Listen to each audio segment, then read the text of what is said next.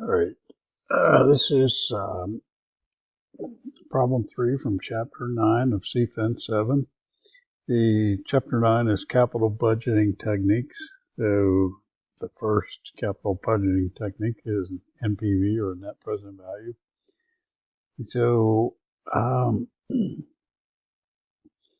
nice thing about these problems is they literally tell you the cash flows, and then you just have to do whatever calculation is asked in the problem. So Terra Landscapes is evaluating a capital budgeting project that is expected to generate $80,100 per year during its 8-year life.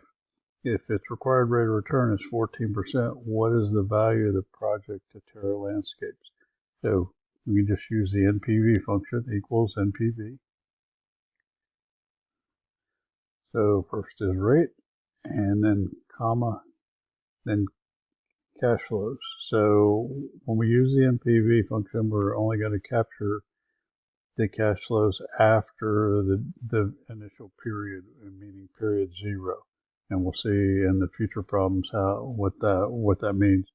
But so if we had an initial cost, we would do plus the initial cost, and it would be a negative, and it would tell us what the NPV is. In this case, we don't, so we're just calculating the value of this project based on a required rate of return of 14%.